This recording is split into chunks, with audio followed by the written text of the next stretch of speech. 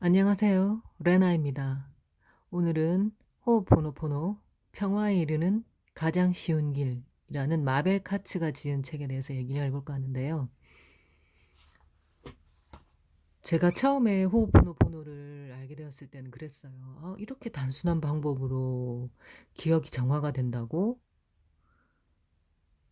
좀 그때는 조금 너무 방법이 쉽고 단순하고 그렇다 보니까 조금은 의심이 들었던 것 같아요. 근데 시간이 지나고 또 많은 제가 나름 다양한 공부들을 하면서 다시 돌아와서 호opo노포노를 알게 됐을 때는 방법이 쉬운 대신에 효과는 엄청나구나 하는 걸 깨닫게 됐거든요. 그래서 호opo노포노를 기본점으로 두고 제가 물론 다른 공부한 명상법과 함께 하고 있지만 호opo노포노를 여러분에게 알려드리고자 하는 마음으로 이 가장 쉬운 길이라는 이 책은 아주 두고두고 읽어보셔도 좋을 책인 것 같아요. 책은 사람들은 그러거든요. 책은 읽기만 하면 한번 읽으면 다 그 책 다 읽었어 라고 마치 그 책에 있는 거를 다 소화하고 흡수한 양 얘기를 하지만 책을 읽는다는 거는 그냥 책을 읽었다. 그건 그냥 머리로 책을 읽은 거예요. 그냥 책을 진짜 말 그대로 눈으로 넘기면서 읽고 끝까지 다 읽었다는 그거지만 정말 책을 읽었다는 것은 책을 읽고 나서 자기 삶이 변해야 되는 거예요.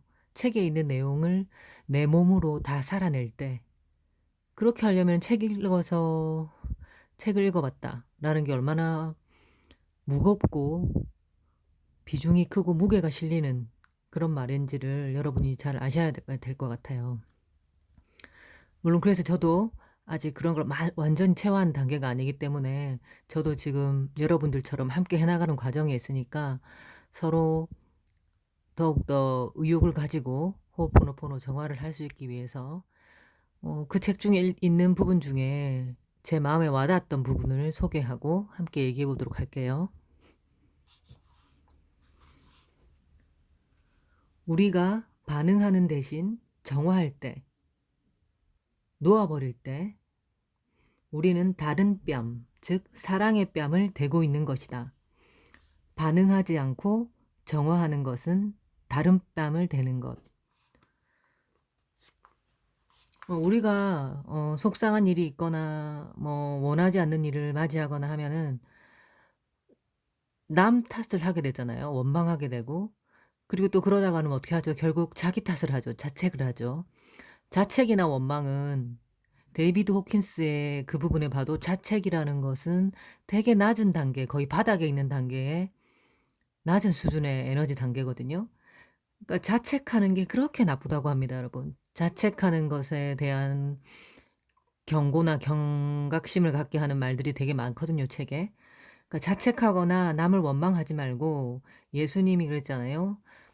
다른 뺨, 한쪽 뺨을 때리면 그 다른 쪽 뺨도 때라고 돌려주라고. 그 말은 실제 그렇게 하라는 게 아니라 반응하지 말고 우리가 원하지 않는 일이 있든 그런 일이 났을 때 반응하는 대신에 정화를 하라는 거예요. 그래서 반응하지 않고 패턴대로 늘 해오던 패턴대로 똑같이 반응하는 것이 아니라 정화를 하는 것은 곧 예수님이 말한 것처럼 이쪽 뺨을 때리면 한쪽 뺨을 때리는 되는 그런 지금까지 해오던 방식과 패턴을 벗어나는 거를 말하는 거고 비유하는 거거든요. 그만큼 정화를 해라. 반응하지 말고 정화하라. 반응하지 말고 놓아버려라. 이 뜻입니다. 그죠? 우리는 그것을 놓아주고 관조하거나 아니면 프로그램에 사로잡혀 반응하는 것을 선택할 수 있다. 어, 정화하라, 놓아버려라, 관조해라. 이렇게 같은 맥락이 말이죠. 우리는 그것을 놓아주고 정화하고 관조하거나 아니면 다른 방법이죠. 지금까지 해오던 대로 프로그램에 사로잡혀 반응하는 것을 선택할 수 있다. 우리 선택이라는 거죠. 정화를 하든지 아니면 늘 해오던 그 지겨운 반복되는 패턴의 프로그램대로 반응하면서 자책하고 원망하고 부처님이 말하는 그죠? 화살을 딱 독화살을 딱 맞았는데 얼른 독화살 뽑으면 되는데 뭐죠? 아, 이 독화살은 누가 쐈을까? 이 독화살의 성분은 뭘까?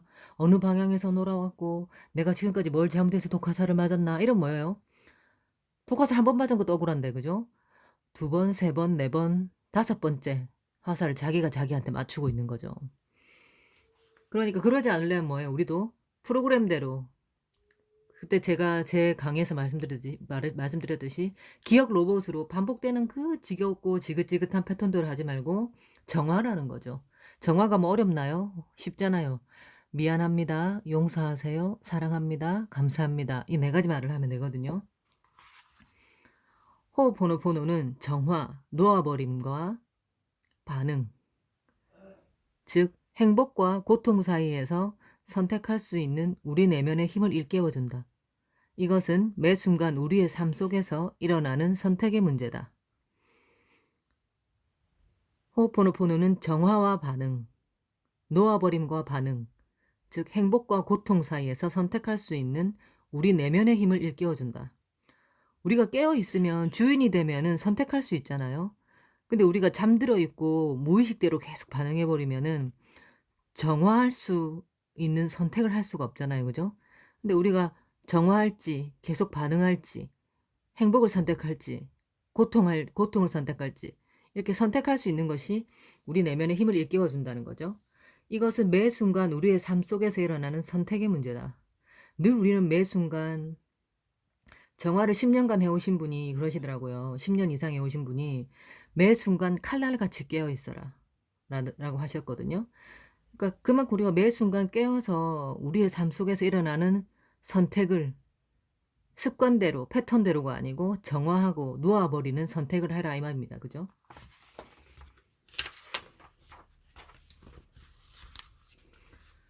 자, 우리는 매 순간 삶 속에서 선택을 하고 있다. 무엇을 선택하고 있을까? 문제가 생겼을 때 그것에 매여서 반응할 것인가? 아니면 그것을 놓아버리고 더 잘 알고 있는 부분이 그것을 해결하도록 할 것인가를 선택하고 있다. 아까 나온 문제죠. 정화를 선택하라는 거. 아, 우리가 문제가 생기면 온통 그거에 전전긍긍하면서 그거에 매여서 반응을 하고 있죠. 괴로워하고. 그럼 계속 그 문제가 계속 올 뿐이지 도움되는 건 없어요. 그지? 그죠? 어, 그리고 우리가 그것을 놓아버릴 때 왜 놓아버려야 할까요? 우리 안에는 우리 현재의식, 표면의식이 아니고 더 깊이 있고 힘 있는 부분, 더 잘 알고 있는 부분이 그걸 해결하도록 할 것을 허락하는 거예요. 불교에서 말하는 뭐 참나 자리, 주인공 자리, 그죠? 호포노포노에서 말하는 것은 또 호포노포노 용어대로 여러분들이 또 알고 계시니까. 그러니까 우리가 그것을 놓아버릴 때 비로소 진짜 내 안에 있는 참나가 더 잘 알고 있는 부분이 그것을 해결하도록 한다는 거죠. 우리는 아무것도 해결할 수 없으면서 전전긍긍해서 오히려 문제 해결을 늦추고 또 문제 해결을 악순환이 반복되도록 하고 있다는 거죠. 그럴 때는 그냥 놓아버리세요. 저항하지 말고 놓아버리고 나한테 온 걸 수용하고 그러면 내 안에 있는 더 강한 부분, 더 잘 알고 있는 부분이 그것을 해결해 준다는 거죠. 믿고 턱 맡길 때 더 잘 해결해 준다는 거죠.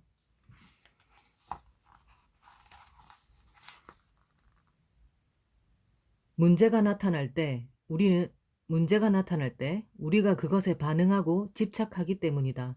단순히 그 문제를 놓아버릴 수 있다.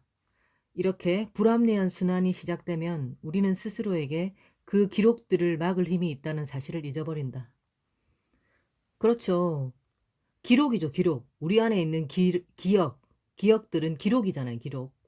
우리 안에, 그래서 우리가 기억 로봇이라 했듯이 그 기록들을 막을 힘이 있다는 사실을 잊어버리게 된다는 거죠. 그러니까 우리의 기억을 정화하고 기록들을 막을 힘이 있는 우리가 주체적인 선택으로 정화를 선택하면 된다는 거죠.